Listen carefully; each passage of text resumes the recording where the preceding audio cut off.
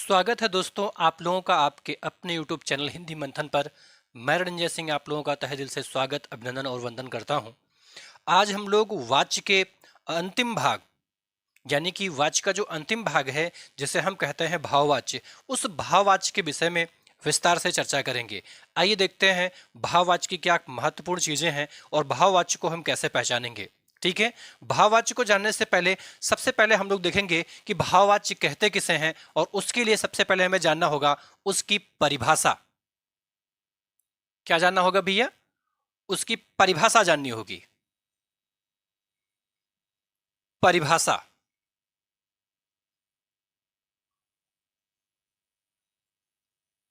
परिभाषा इसके पहले वाली क्लास में मैंने आपको बताया कि कर्तृवाच्य में कर्ता की प्रधानता होती है, कर्मवाच्य में कर्म की प्रधानता होती है और भाववाच्य में जब कर्ता और कर्म दोनों की ही प्रधानता ना हो तब हम उसमें क्या मानते हैं? भाववाच्य मानते हैं। आप परिभाषा में लिखेंगे जब क्रिया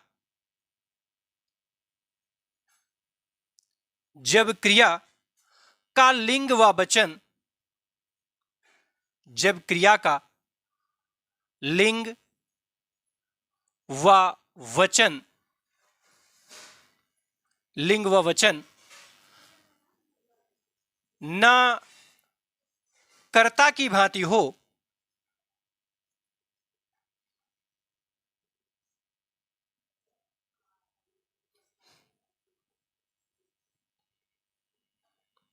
न कर्ता की भांति हो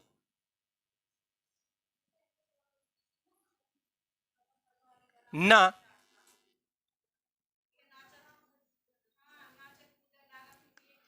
कर्म की भांति हो,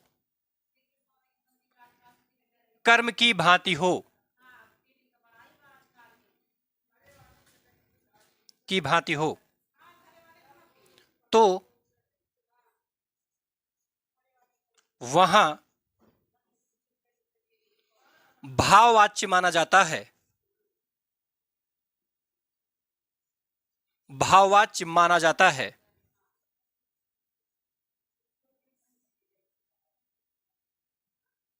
माना जाता है। ध्यान दीजिए, जब क्रिया का लिंग व वचन, क्या? जब क्रिया का लिंग व वचन ना कर्ता के अनुसार हो और ना ही कर्म के अनुसार हो तब वहां क्या माना जाता है? तब वहां पर भाववाच्य माना जाता है। क्या माना जाता है भैया? तब वहां पर भाववाच्य माना जाता है।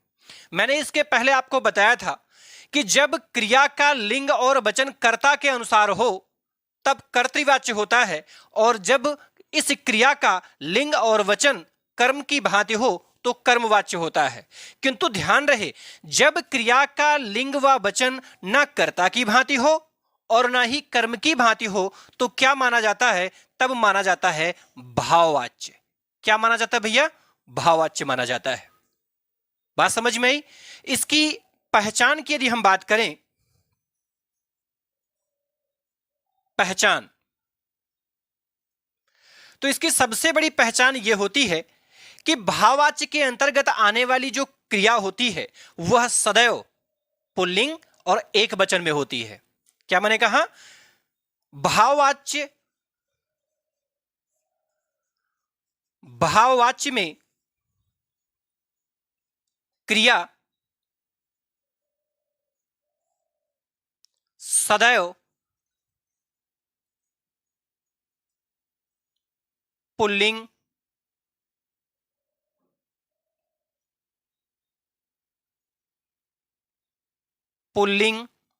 व एक वचन में होती है। एक वचन में होती है। एक वचन में होती है।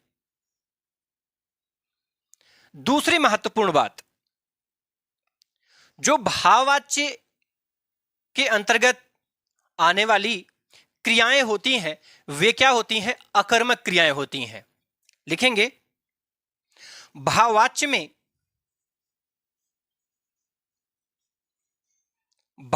में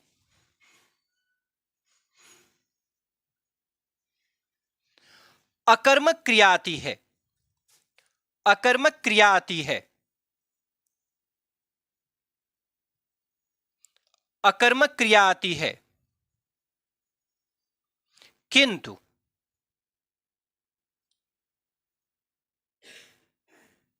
किंतु किंतु अपवादों को छोड़कर,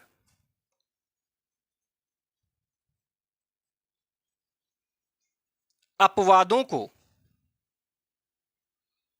छोड़कर, अपवादों को छोड़कर, यह बात आपको ध्यान में रखनी है कि जो भाववाच्य होता है उस भाववाच्य में जो क्रिया होती है, जो भाववाच्य होता है उस भाववाच्य में जो क्रिया होती है वो सदैव क्या होती है, पुल्लिंग होती है। पहली महत्वपूर्ण बात। दूसरी महत्वपूर्ण बात, उसमें जो वचन होता है वो सदैव एक वचन होता है।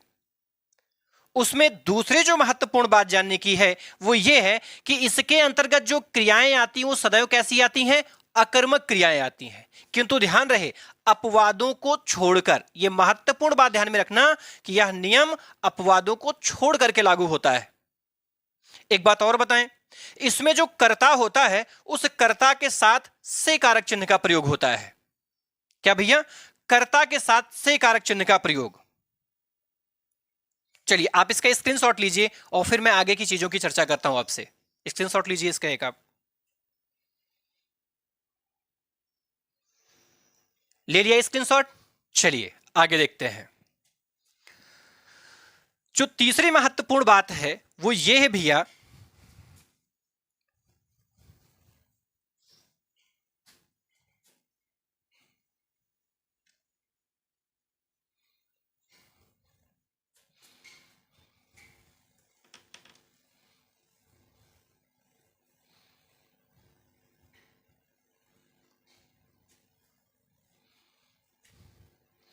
तीसरी महत्वपूर्ण बात,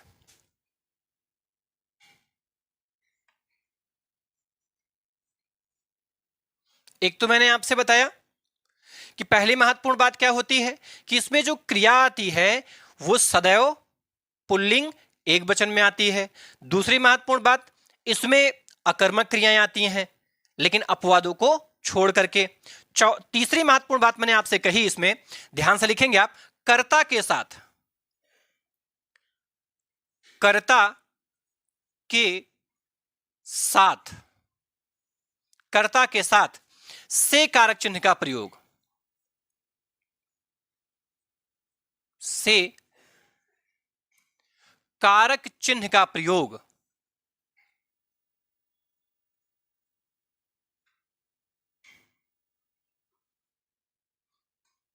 से कारक चिन्ह का प्रयोग। ठीक है, ये तीन महत्वपूर्ण चीज इसमें देखने के लिए मिलती है। जैसे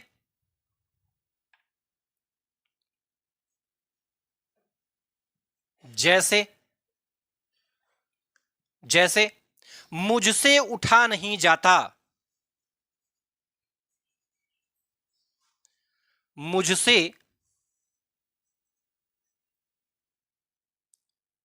उठा नहीं जाता। ध्यान रहे यह उदाहरण अत्यंत महत्वपूर्ण है क्योंकि यह यूपी जो सुपरटेट की पहली बार परीक्षा हुई थी उस पहली बार परीक्षा के अंतर्गत पूछ लिया गया था कि मुझसे उठा नहीं जाता में किस वाच्य का प्रयोग किया गया है या इसमें कौन सा वाच्य है। तो मुझसे उठा नहीं जाता में मैंने इसमें आपको ध्यान रखने का विषय वस्तु क्या है कि एक तो आप इसमें देख पा रहे होंगे कि इसमें भाई मुझसे, तो इसमें मुझ क्या है, मुझ इसमें सर्वनाम है। क्या है, सर्वनाम। लेकिन ध्यान रहे सर्वनाम के साथ साथ ये कार्य किसका कर रहा है, कर्ता का कार्य कर रहा है। कार्य किसका कर रहा है, कर्ता का। और कर्ता के साथ से का प्रयोग कर दिया गया है। किसका प्रयोग किया गया है, से का प्रयोग किया गया है। दूसरी महत्वपूर्ण बात, इसमें आप जाना क्या देख रहे हैं, जाना क्या है, जाना क्रिया है। क्या भैया, क्रिया। और ये जो क्रिया है ये क्या है, पुल्लिंग है। क्या भैया, पुल्लिंग है। भाई जाता, अगर जाती होता तो स्त्रीलिंग होता किंतु जाता है इसलिए क्या होगा, पुल्लिंग होगा। दूसरी महत्वपूर्ण चीज, ये वचन क्या है, एक वचन है। क्या भैया, एक वचन है, क्योंकि अगर ये बहुवचन होता तो जाते होता। क्या होता? जाते होता। लेकिन ये क्या है? एक वचन है, इसलिए ये क्या है भैया? जाता। इसलिए ये एकदम से कंफर्म है कि ये क्या है? ये भैया भाववाच्य का उदाहरण है। इसमें आप क्या बताओगे? भाववाच्य। भाववाच्य, ये बात आपको ध्यान में रखनी है। क्या भैया? भाववाच्य है। बात समझ में आई? एक और महत्वपूर्ण बात कि लोग रट के चले जाते हैं। अधिकांश किताबों में एक बात और देखने के लिए मिलता है कि इसमें जो वाक्य आते हैं वो अधिकांशतः क्या होते हैं? असमर्थता के।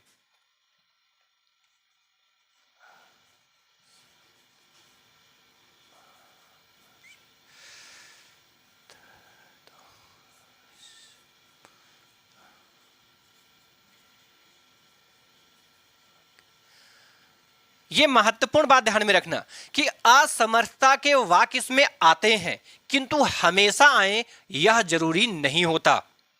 असमर्थता के वाक्य हमेशा आए यह जरूरी नहीं होता। जैसे इसी वाक्य को मैं अगर लिख दूं कि मुझसे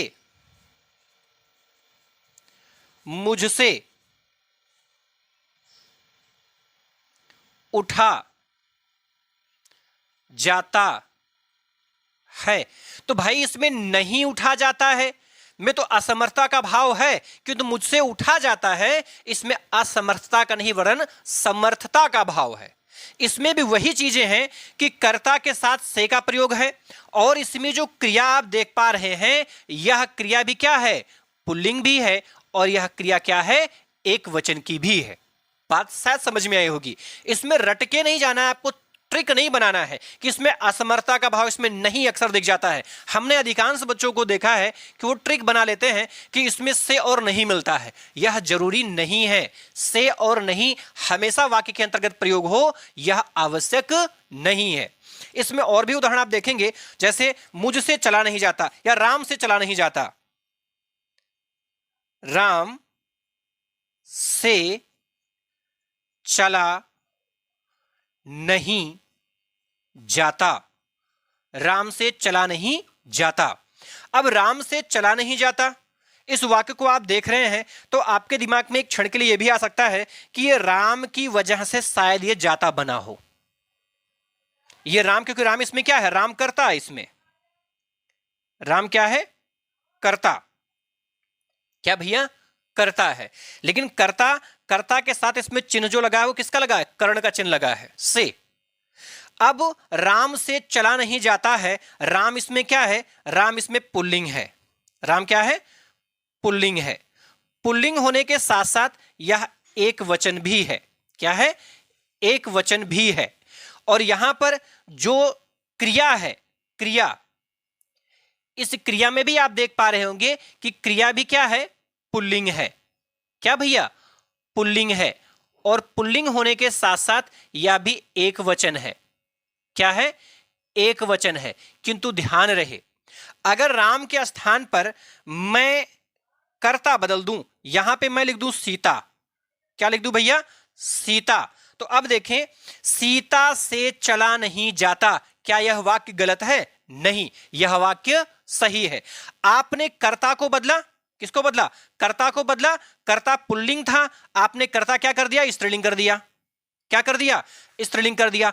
किंतु क्या इस क्रिया पर कोई प्रभाव पड़ा? नहीं, इस क्रिया पर कोई प्रभाव नहीं पड़ा। और ये जो कर्तृवाच्य होता है, उस कर्तृवाच्य की विशेषता यही होती है कि जैसे ही आप कर्ता को बदलते हैं क्रिया में परिवर्तन हो जाता है। किंतु इस वाक्य में आप देख रहे हैं कि कर्ता के बदलने पर क्रिया पर कोई प्रभाव नहीं पड़ रहा है, और इसमें कर्म है ही नहीं। इसलिए क्रिया, कर्ता के बदलने पर क्रिया में बदलाव नहीं हुआ, इसलिए कर्तृवाच्य नहीं है। और यहां पर कर्म है ही नहीं, इसलिए कर्मवाच्य भी नहीं होगा। इसमें होगा क्या? तो इसमें हो जाएगा भाववाच्य। क्या हो जाएगा भैया? भाववाच्य। क्योंकि क्रिया पर जो अनुशासन हो रहा है, उस अनुशासन में आप ध्यान दे पा रहे होंगे, ना कर्ता की वजह से प्रभावित हो रही है, अनुशासित हो रही है, और ना ही कर्म की वजह से अनुशासित या प्रभावित हो रही है। यह प्रभावित जो हो रही है इन दोनों से अलग। और मैंने यही आपसे बताया था कि जब क्रिया पर ना तो कर्ता का प्रभाव पड़े ना ही कर्म का प्रभाव पड़े, तब होता क्या है? तब होता है भाववाच्य। क्या होता भैया? भाववाच्य होता है। और दूसरी महत्वपूर्ण चीज मैंने आपको यह भी बताया कि जो भाववाचक की क्रिया होती है वो भाववाचक की क्रिया सदैव पुल्लिंग होती है और एक वचन होती है। चीजें दिख रही कि नहीं, बात समझ में आया। दूसरी महत्वपूर्ण चीज, ये असमर्थता का वाक्य, आप इसे समर्थता का भी वाक्य बना सकते हैं। भाई राम से चला जाता है, आप ये भी बना सकते हैं। आप यहां पे बना सकते हैं राम से चला जाता है, राम से चला जाता है। आपसे पूछा जाए राम से चला जाता है, अब आप बताएं ये कर्तृवाच्य है, ये कर्मवाच्य है, ये भाववाच्य है, तो आप क्या बताएंगे? जाहिर सी बात है ये क्या है भैया, ये भाववाच्य है। क्या है? भाववाच्य है। बात समझ में आई? तो आप इसका एक स्क्रीनशॉट लीजिए और अब हम इसके अपवादों की भी चर्चा कर लेते हैं। स्क्रीनशॉट लीजिए इसका, आप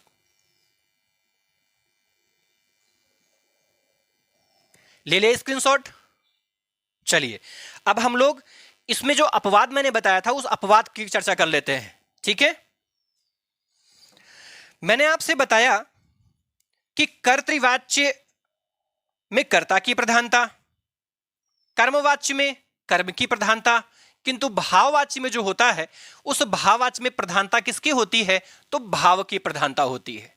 मैंने आपको इसी में बताया कि जो भाववाच्य होता है उस भाववाच्य में कर्ता के साथ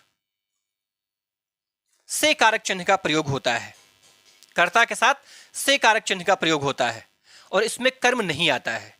लेकिन एक नियम, ये अपवाद ही नहीं वरन ये नियम की श्रेणी में आप इसको रखेंगे। इसके पहले भी मैंने इसकी चर्चा इसके पहले भी कर रखी है आपसे, जब मैं कर्तृवाच्य पढ़ा रहा था वहां भी मैंने बताया था, ध्यान दीजिएगा। जब कर्ता के साथ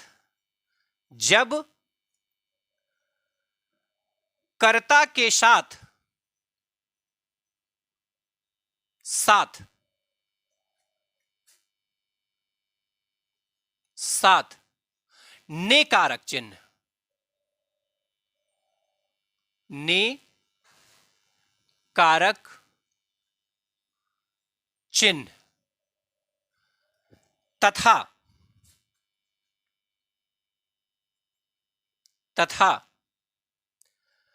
कर्म के साथ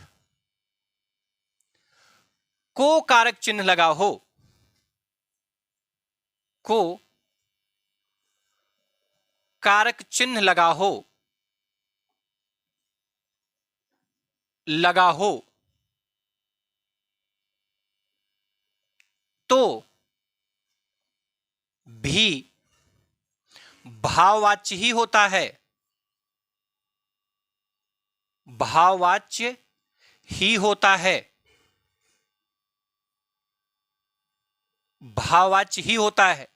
मैंने क्या कहा कि जब कर्ता के साथ ने कारक चिन्ह और कर्म के साथ को कारक चिन्ह लगा हो तब भी क्या होता है?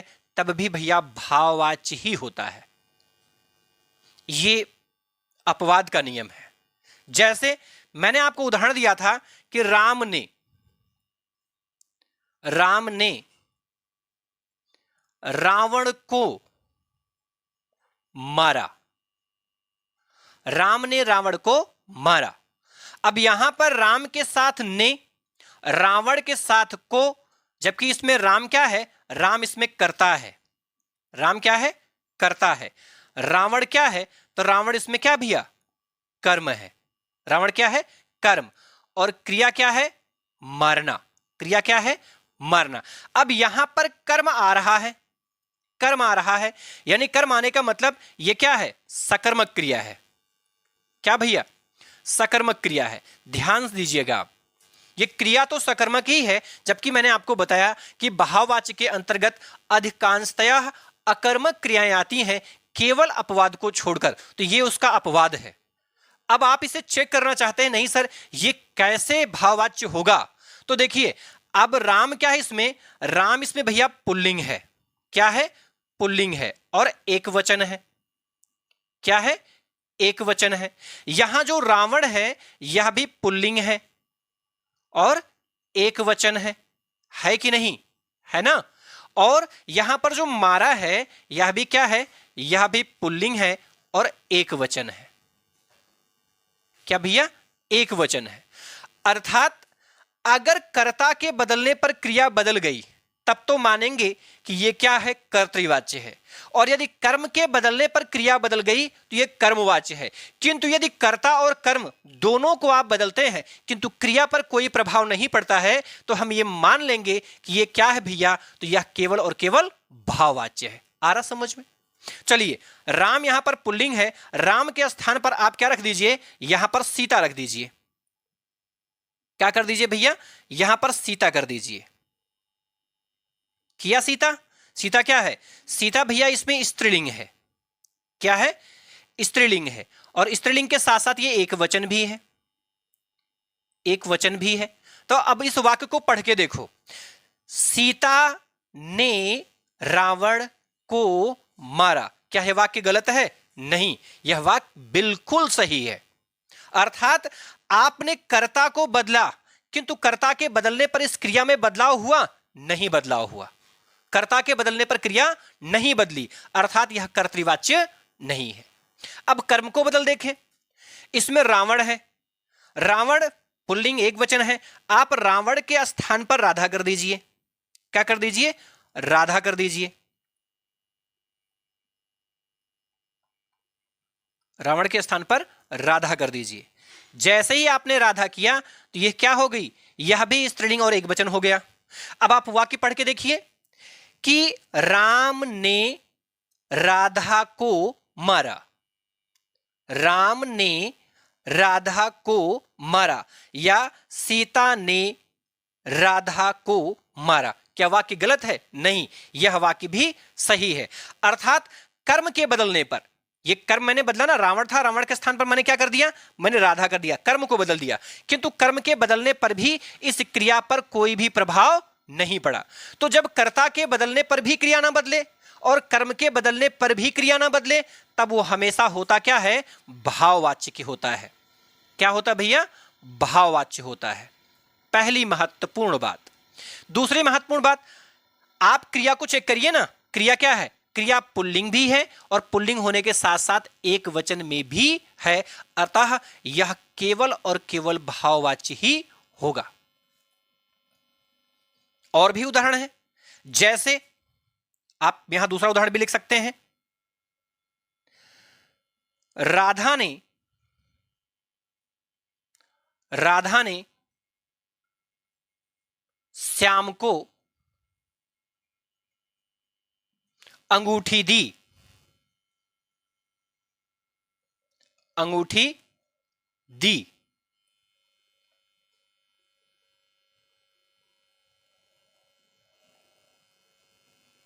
नहीं, ये इसकी वजह से हो रहा है।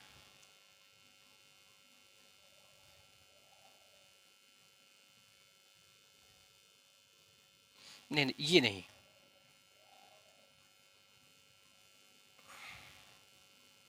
इसमें अस्पष्ट कम हो पाएगा। अगला उदाहरण लिखेंगे,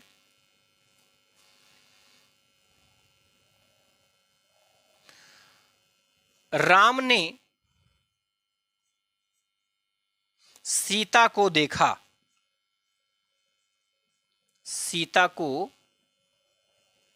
देखा, सीता को देखा, एकदम स्पष्ट हो जाएगा। देखिए यहां पर देखना क्या है, क्रिया है। देखना क्या है, क्रिया है। सीता क्या है, कर्म है। और राम क्या है, तो राम इसमें भैया कर्ता है।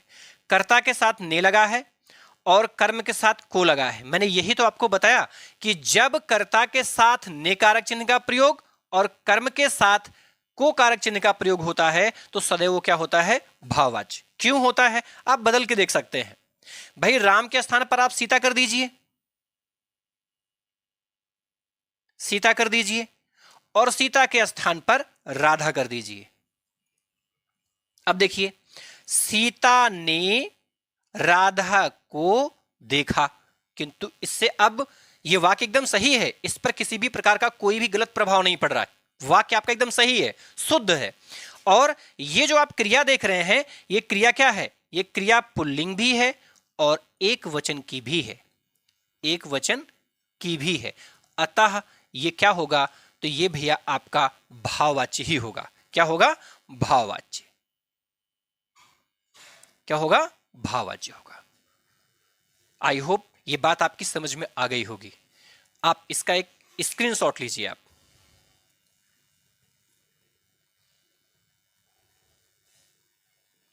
स्क्रीनशॉट ले लिया?